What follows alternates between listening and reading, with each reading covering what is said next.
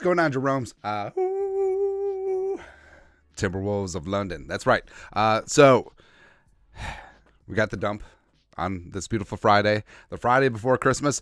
So first off, there's no work that gets done the week ahead of Christmas, and especially the Friday ahead of Christmas. I feel like most people are already out, or no call, no show, or they've already traveled. Actually, isn't today the busiest travel day of the year? I think it's going to be. But either way, Vikings are looking to keep their NFC North division hopes alive, and here's what they have to do. They have to win out, beat the Lions twice, beat the Packers on Sunday Night Football, and they need the Lions to obviously lose both games against the Vikings, which, beep, bop, bop, boop, boop. If the Vikings win, that means that the Lions lose. Also, they play Week 17 at Dallas, and Dallas can beat bad teams, and I'm buying the hype around the Lions, man. I understand that the roar has been restored. Congratulations for beating the Broncos. Wish we could have. But you lost to the Bears. You should have lost to the Bears twice. You literally lost to the Packers at home. So don't come at me with all the blah, blah, blah, blah, blah, blah, blah. But so if there was ever a team and a fan base that shouldn't look to like poke the football gods or try to jinx themselves, it's the GD Detroit Lions, the low energy Lions, man. But this is posted on Lions Reddit, which in the grand scheme of things, compared to Vikings Reddit and like Vikings Twitter, I mean, the Lions, I feel like Lions fans are a lot more rational, because I feel like they've just been beaten down by life so much that they're just like, hey, it's like dodgeball and Vince Vaughn's character. I never have any dreams, because if you have a dream, you could fail, and it feels phenomenal. Paraphrasing there. Anyways, but with the Lions, East Lansing Meyer, which is like a regional grocery store, has already seen the script, and they have NFC North Championes shirts, and it looks like from a distance, Jared Goff, probably a Monra. Maybe Jameson. I think it's a Monra.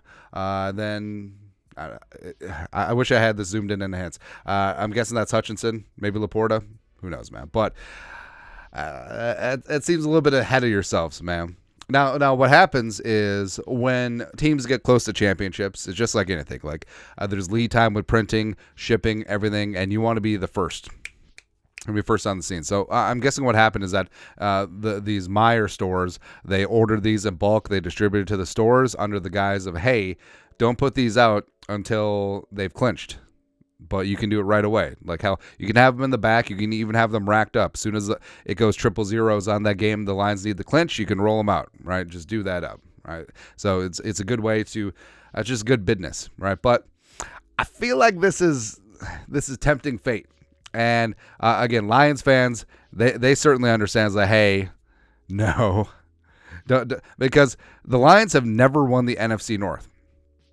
And we pointed this out a bunch. The Tampa Bay Buccaneers have literally won our division more recently than the Detroit Lions. Yeah. And of course, this one is great, because last time that they won, it was the NFC Central back in 1993. Brad Galley, who's a local media jabroni over there, went on Sunday, and the Lions will add to their first NFC North banner to the rafters of Ford Field.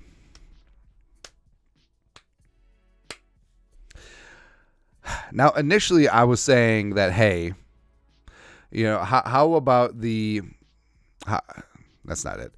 Initially, I was saying, how about the Vikings win a close game on Sunday? How about Flores and the defense gets things back together, and the offense does just enough against Aaron Glenn and company, and the Vikings get, they win one for the Gipper, and they get like a 23-19 win. I think the Vikings are going to win by 40 now, because again, you cannot tempt fate like this. Lions fans should know. Meyer, I hope you go bankrupt with all the boycotts and all the rioting that's going to happen after the Lions lose 3 in a row for Mike Yeo and blow this thing. Because Vikings, 10-7 NFC North champions, it's coming back. That's right. Also, so the Rams were able to hold off the Saints last night. Actually, it was a beatdown, and then the Saints came in, sort of backdoored the over. Didn't backdoor cover, but that's okay. Because, I mean, if you're betting that game, you got problems. unless you bet the over, 46.5, no problem. But the Vikings actually fall into the 7th spot. Now, that's not a big deal because, unless they tied, the Rams or the Saints, either one, whoever won was going to take over the 6th seed. That's fine. But like we said, it would have been fractionally better if the Saints would have won versus the Rams. First off, I think the Rams are a better team. Also, they have a better conference record, and the Vikings do have the head-to-head win over the Saints. But it is good in the sense that now there's separation between the Bucs and the Saints, and the Bucs obviously have the head-to-head win over the Vikings, and it would be great if they won the NFC South. And for the Vikings, I mean, if and when they do win on Sunday against the Lions, they'll also be 8-7, and beep bop bop bop boop. They will have a better conference record, absent a head-to-head game against the Rams at 7-3 versus 6-4. So, I mean, all this is just like woulda, coulda, shoulda stuff, but just take care of your business.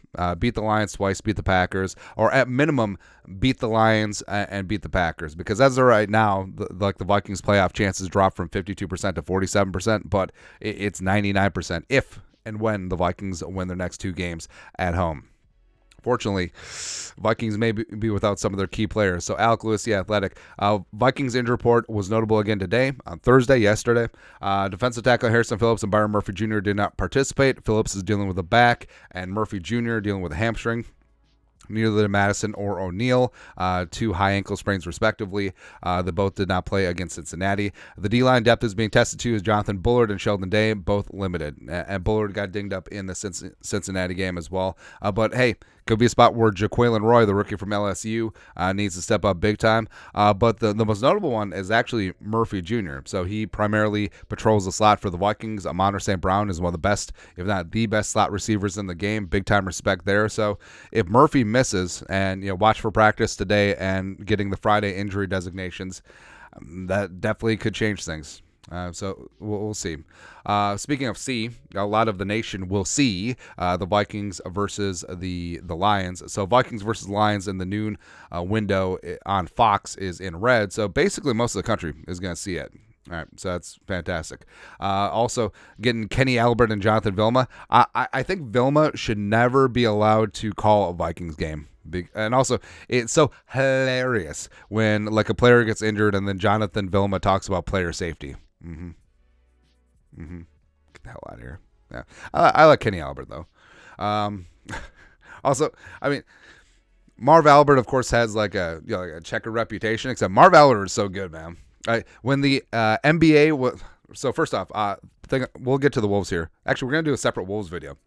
But I love that the Wolves are really good this year, and I chose to really get dialed in and the NBA again because I was a huge NBA nerd when I was a kid. Back in my day, and there was nothing better. Like the whole Pavlov's response, like you ring a bell and the dog starts salivating because it's gonna get fed. It's like me.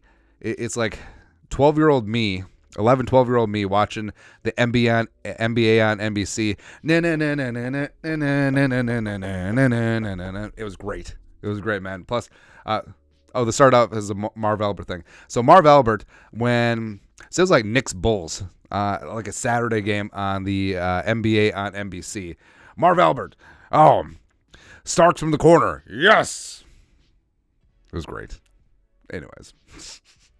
I mean, it's literally the Friday before Christmas. What do you want from me? This is going to be low effort and also very tangent-y. Also, how does that really make a difference than normal shows? Doesn't matter. Speaking of NBC,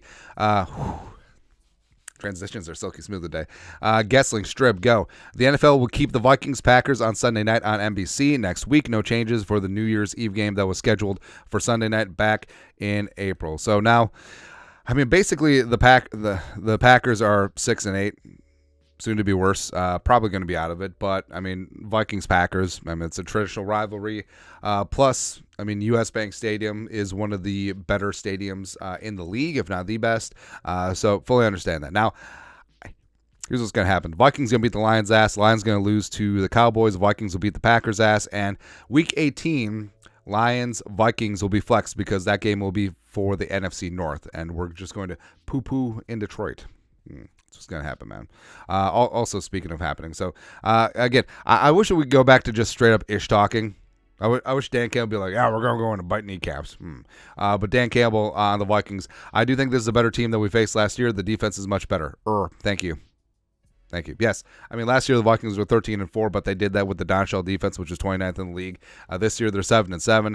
And I mean, yes, even though the Flores defense did give up 3 straight touchdowns in the end of the fourth quarter against Jake freaking Browning and the Bengals, I mean, this defense is a lot more opportunistic. This defense is going to get after it. And frankly, I think that the Vikings defense is going to show up in a big way against Ben Johnson. I think Flores really wants this one, man. Also, what I really want is the Vikings to be voted to the Pro Bowl games, except not play because the Vikings will be in the Super Bowl. Nailed it. But Kramer, 8 Vikings rank top 5 in NFC for Pro Bowl fan voting as of this week. Fan voting open until Monday. Players, coaches vote Friday. So with all the voting goes third, players, fans, coaches, etc. But Hawkinson right now is second in fan voting in the NFC behind Hey Diddle Diddle Kittle up the middle. DePaulo, from what I saw, DePaulo is actually first. But also, I mean, who's a better long snapper in the league? Nobody. Nobody. For outside linebacker, Danielle Hunter's behind Micah Parsons. Metellus is behind Reed Blankenship. The pride of Middle Tennessee State. I understand he's out there flying around making things happen for the Eagles, except he's been dinged up. Like, how's Metellus 2? Also, Harrison 4. BZ 4th, CJ Ham 4th. How many other fullbacks are better than CJ Ham? Nobody. Again, I understand used check, but who the hell else? And Bradbury 5th in the NFC, so we'll see. Also, someone we'll see is new turf in US Bank Stadium next year. Now, everyone's dicking around with all these artificial turfs. So this one is a little bit better. This one has more give. This one is whatever. Now, it is better than the Metrodome turf from back in the day. So, also way back in the day, my team won the 2002 Class A state football title. So we played 2 games in the Metrodome. It literally was, so you know, like the green indoor-outdoor carpet that you get from Home Depot. You get yourself like a 5x8 rectangle, and you put it out on like the deck or something. It was basically that put over concrete. It was horrible. I don't understand. I really don't. But the Vikings getting some new turf. Seifert, ESPN, who's not Carl Gerbschmidt. The Minnesota Sports Authority. The Minnesota Sports Facility Authority has approved the Vikings' recommendation to replace U.S. Bank Stadium's slit film playing surface and install a monofilament version. Project starts in February at $1.3 million. The warranty on the current playing surface at U.S. Bank Stadium expires after the season. I like that there's a warranty. It's good. Now, did the Minnesota Sports Facility Authority have to fill out like the little cards or like register online with like their burner email so that they don't get inundated with spam all the time? I don't know. The story addresses why MSFA Vikings didn't replace slit film in time for 2023 season based on injury data as well as the discussion around a potential grass surface. Now, the slit film surface was sort of blamed for JJ's hamstring injury. Is it true? Is it not? I don't know. But also, it does seem like there's been an inordinate amount of ACL injuries on the turf of US Bank Stadium, the whole slit film thing. Now, I think that the Vikings 100% should go to natural grass because, first off, I think that would be awesome. Number 2, even though the Vikings have a cold weather climate and it's indoors, it's doable. I mean, you look at Real Madrid, where like they literally have like rotating things where they can have like grass and then rotate grass. Like where there's a will, there's a way. Like, hey, in this state, you can grow. I think it's 2. I hope it's 2. You can grow 2 pot plants in your house. Like, you're telling me that you can't grow grass inside this giant building? I mean, come on. They'll figure it out. Like, there's so many smart people in the world. Why can't we get like some nice Kentucky bluegrass out there? And let the Vikes run. That's right. Speaking of Vikes running, Vikings were running to Target Center last night as the basketball Vikings beat the piss out of the team that used to be here. The Vikings players JJ and KJ showing out at the Wolves game, and I was at the Wolves game too. They didn't show me on the jumbotron. Like, hey, why don't you start showing the real celebrities? Target Center. Get out of here. But, yeah, JJ and KJ were in the house. They got a huge applause and roar. Harrison Smith is also there. Saw him. It was great, and yeah, it's awesome that sports are supporting other sports, and also I think everyone just wants to grab a little bit of the magic because I think the Wolves are on a hell of a run this year, and also everything that they're doing is very sustainable, especially, and we'll get into it. Like, we're going to do a video on it, but like, their half-court defense is one of the best, if not the best in the league, and can take over at any time. That's playoff basketball right there. They're good to go. Also, I love that KJ, that JJ and Anthony Edwards do so many things together. Now recreate the picture from Moss and KG. But it's so cool that they engage the youth, and they do Toys for Tots together. They take pictures for all these kids that are going to run camps together. It's great.